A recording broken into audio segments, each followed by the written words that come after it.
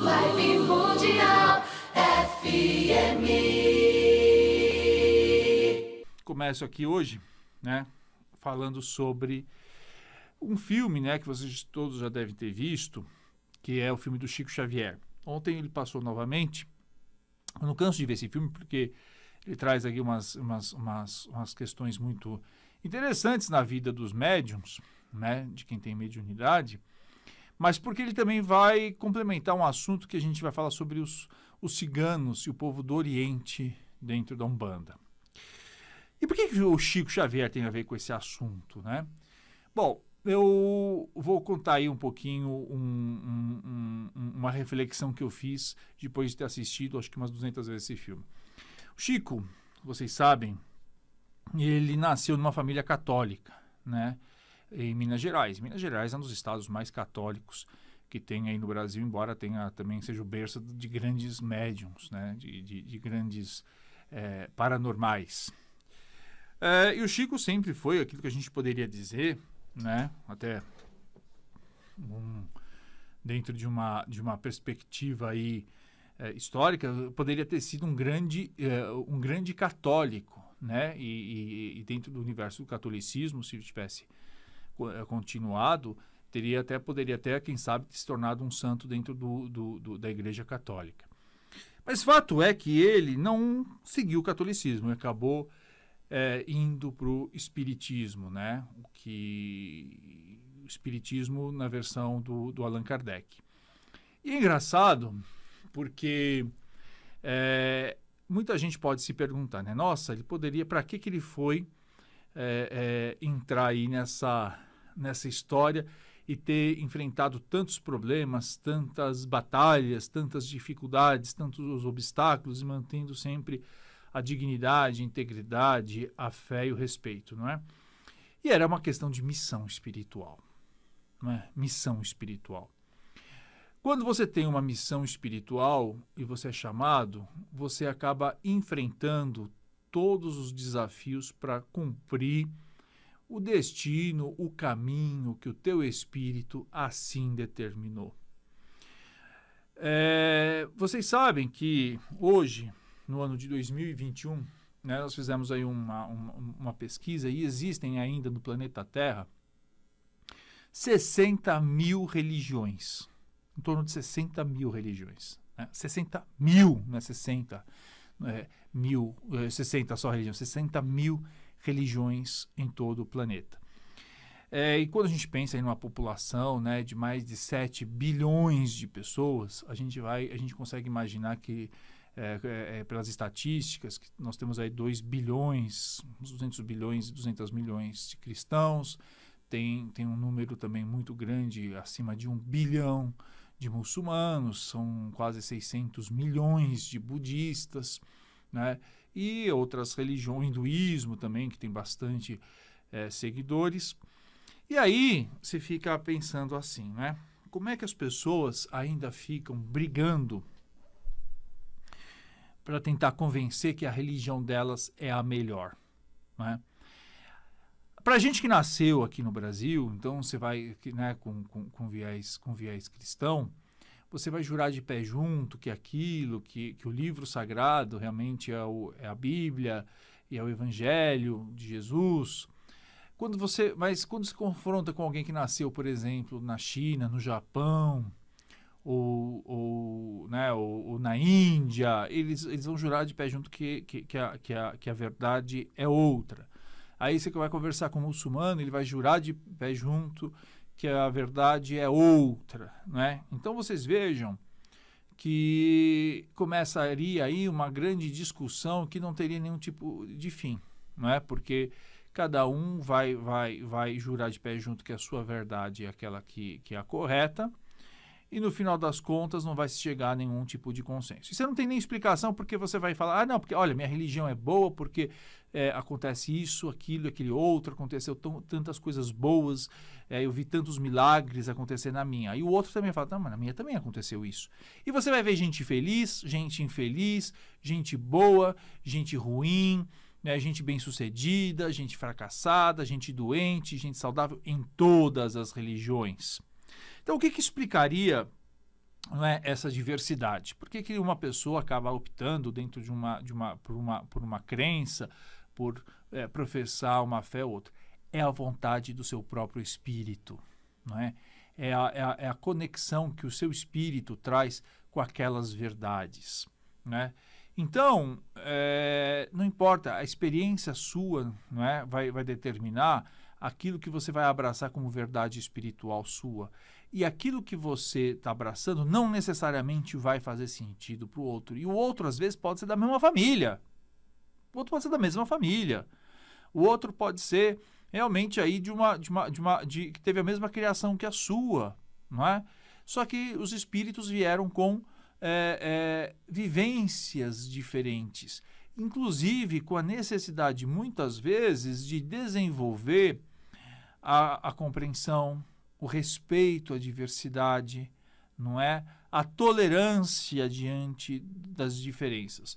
Se você observar, a maior parte das brigas que acontecem ou das confusões que acontecem nas famílias é porque as pessoas elas não conseguem entender e respeitar as escolhas das outras pessoas. Eu venho de uma família, graças a Deus, em que as escolhas sempre foram muito bem respeitadas, né? Eu tenho aí pais que sempre tiveram muita sabedoria, entendimento em respeitar as diferenças, em aprender sempre, estão com quase 80 anos e aí ainda continuam sempre a todo momento aprendendo, entendendo, observando a vida, né? Mostrando que enquanto existe vida, existe possibilidade de aprendizado, até porque se a gente, nós espiritualistas, que acreditamos na imortalidade da alma e na possibilidade de diversos caminhos, a gente sabe que em todo momento a gente vai continuar aprendendo por toda a eternidade. Então não tem essa de falar, agora não quero mais aprender, né? Até porque a vida obriga, a vida cria situações em que te obrigam a você sair de posições muito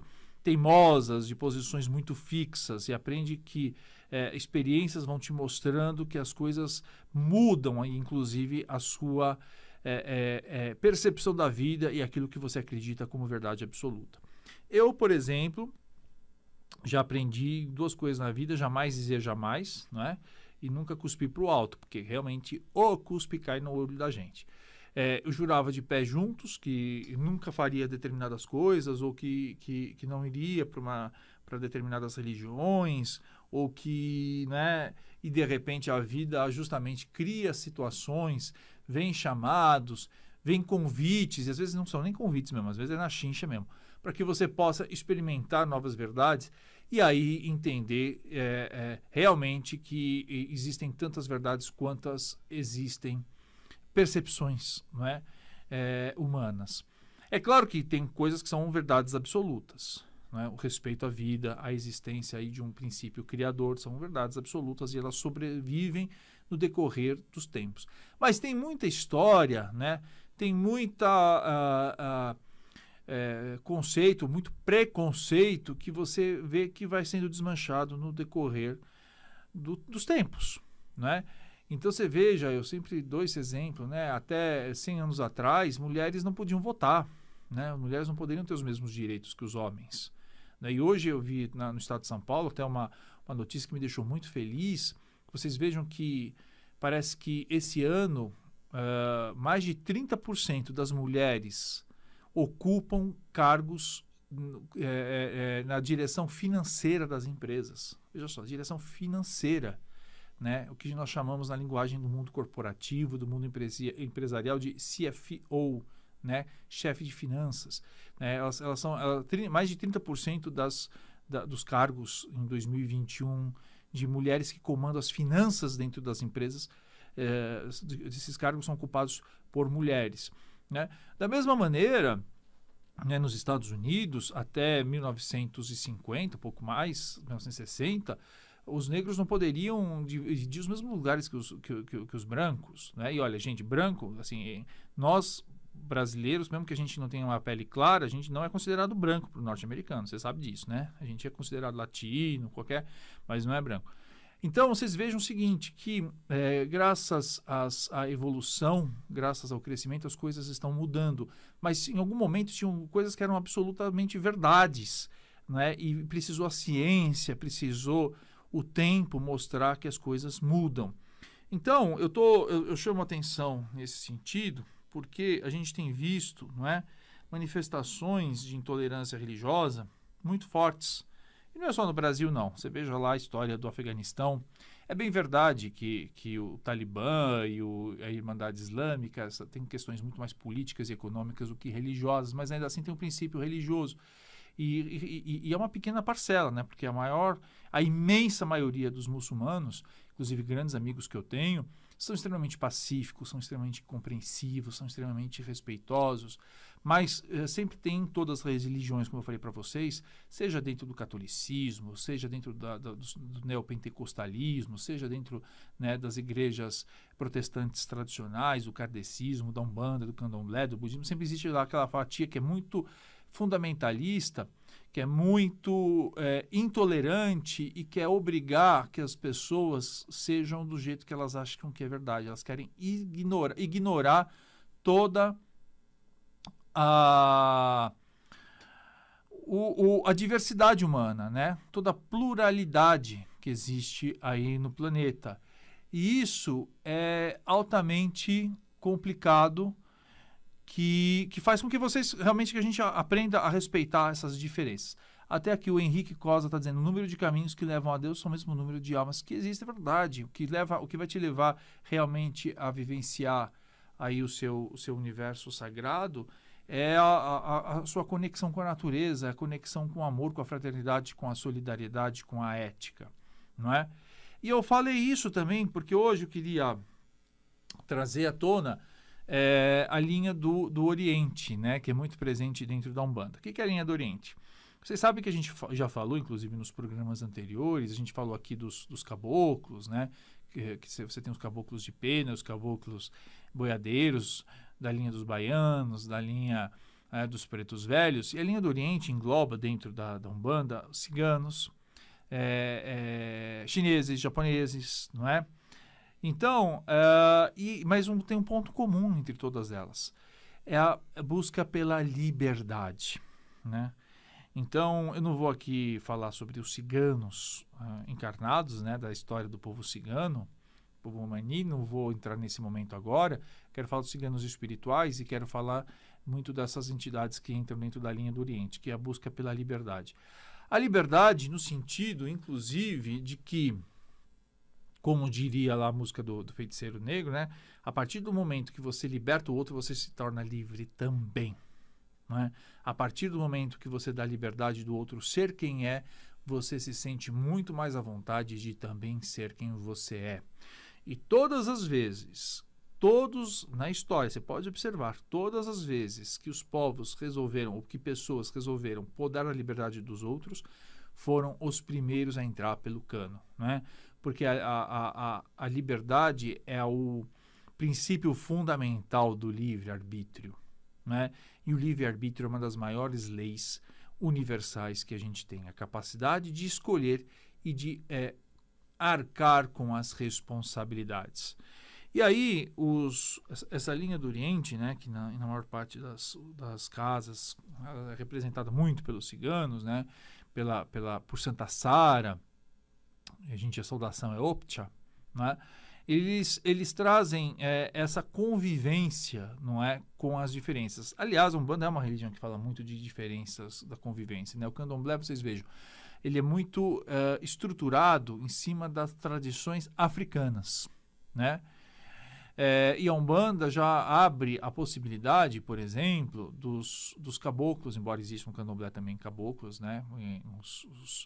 Em certas roças, em certos terreiros, se faz o culto também aos caboclos, aos nativos da terra, mas fala de boiadeiro, fala de baiano, fala de asiático, fala de criança, fala de tudo. Quer dizer, existe essa convivência, né, com as diferenças, essa convivência com diferentes perspectivas da realidade. Vibe Mundial 95 FM.